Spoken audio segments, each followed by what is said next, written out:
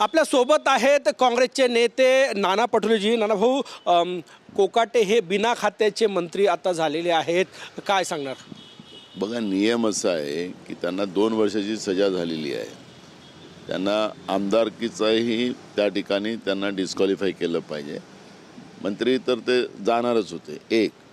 पण जेव्हा कृषी मंत्री असताना त्यांनी ज्या पद्धतीनं शेतकऱ्यांची चेष्टा केली, त्यांच्या जखमेवर मीठ चोळले, 1 रुपया भिकारी घेत नाही, आणि त्याचप्रमाणे शेतकऱ्यांबद्दलचं जेवढं घाणेरडं बोलता येत होतं तेवढं बोलण्याचं पाप त्यांनी केलं. महायुती सरकारचं, विशेष करून देवेंद्र फडणवीस सरकारचं जी मानसिकता आहे शेतकऱ्यांबद्दलची, ते त्याच्यातून स्पष्ट होतं. आम्ही त्याच वेळेस मागणी केली होती. मी स्वतः विधानसभेमध्ये मला विधानसभेच्या अध्यक्षाचं राजदंडालाही हात लावा लागला होता आणि सभागृहात तहकूब झाला होता, आणि तेच प्रकरण होतं. पण हे एवढं निष्ठुर आणि शेतकरी विरोधी जे सरकार महाराष्ट्रामध्ये होतं त्याचा प्रत्यय आम्हाला आला. त्यांचं खातं बदललं पण त्यांना मंत्रिपदातून काढलं नाही. हे सत्तेचा लालच या फडणवीस सरकारमध्ये किती आहे हे जनतेसाठी नाही, स्वतःसाठी जगणारं हे सरकार आहे, आणि त्याचा प्रत्यय माननीय कोर्टाच्या माध्यमातून आता आलेला आहे. आता कोर्टानं अटक वॉरंट जारी केल्यानंतर ते आता बिना खात्याचे मंत्री आहेत, त्यांचं खातं काढून घेतलेलं आहे. मी तुम्हाला तेच सांगत आहे ना, त्यांचं आता विधानसभेचं सदस्यत्वही रद्द त्याच्यात होतं. तो कायदाच तसा आहे. त्यामुळे हे सरकार सत्तेसाठी कसं जगते आहे हे आपल्याला नेहमी पाहायला मिळतं आहे. आता एकनाथ शिंदेच्या भावाचं नाव ड्रगमध्ये आलेलं आहे. म्हणजे हे सरकार ड्रग विकताय का, महाराष्ट्रामध्ये नवीन पिढीला बर्बाद करताय का, ह्या सगळ्या गोष्टी आपल्याला आता या ठिकाणी महाराष्ट्राच्या जनतेलाही समजणार आहे.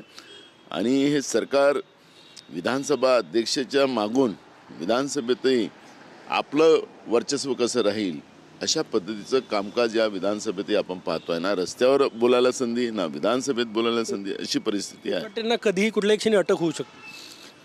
होणारच ना. त्या कायद्यामध्ये त्यांनी आपल्या पदाचा जो दुरुपयोग केलेला आहे ते आता सिद्ध झालेलं आहे, आणि त्याच्यामुळे ती अटक होणारच.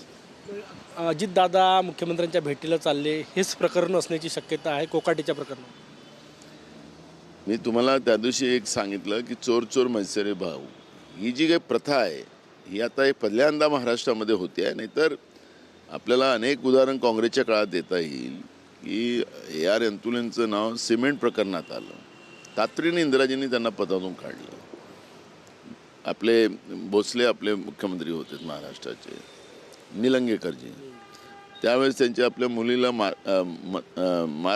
त्यांना मेडिकल मार्क्स वाढवण्यासाठी ते केलेला प्रयत्न तातडीनं. या लोकांना नीतिमत्ताच नाही. त्यामुळे नीतिमत्ता नसलेलं सरकार महाराष्ट्रामध्ये पाहतो आहे. त्यामुळे शेवटचा प्रयत्न अजित पवार करत असतील. धनंजय मुंडे दिल्लीत जाऊन आलेले आहे, अमित शहांची भेट घेतली, अशी चर्चा आहे की मंत्रिपदासाठी लॉबिंग सुरू आहे धनंजय मुंडे.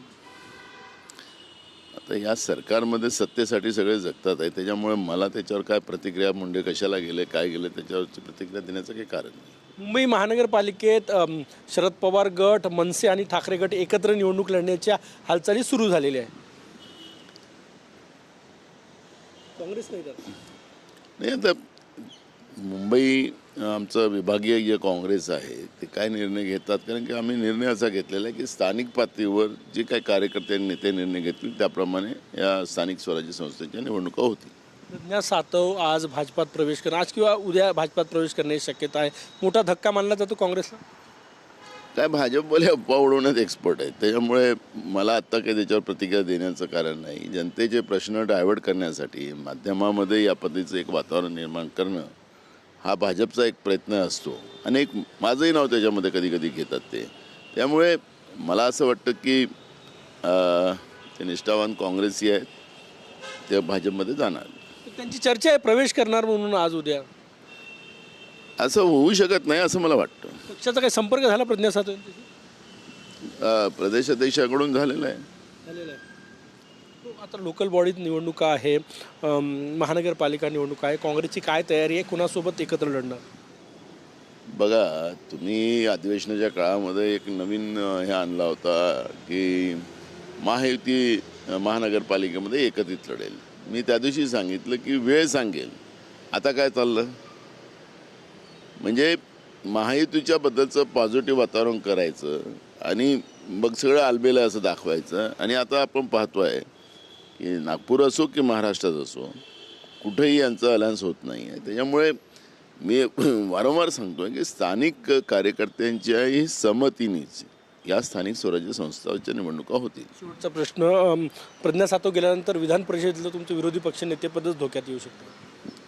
आताच कुठं आहे? या सरकारने जो एक नवीन पायंडा महाराष्ट्रात आणलेला आहे, जे लोकशाहीची दोन चाकं असतात सत्ता आणि विपक्ष, हे विपक्षच त्यांनी संपवलेलं आहे. जनतेचा आवाज सरकारच्या कानाला जावा आणि सरकारने ते प्रश्न सोडवावे अशी त्या लोकशाहीची परिभाषा आहे. आणि ती परिभाषा मोडकीच काढलेली आहे. त्याच्यामुळे विधान परिषदेचं विरोधी पक्ष नेतेपद जे आहे ते आता राहिलंच कुठं, हा प्रश्न निर्माण झालेला आहे. खूप खूप धन्यवाद. कॅमेरामॅन सचिन सायांसह गजानन माटे, TV9 मराठी, नागपूर.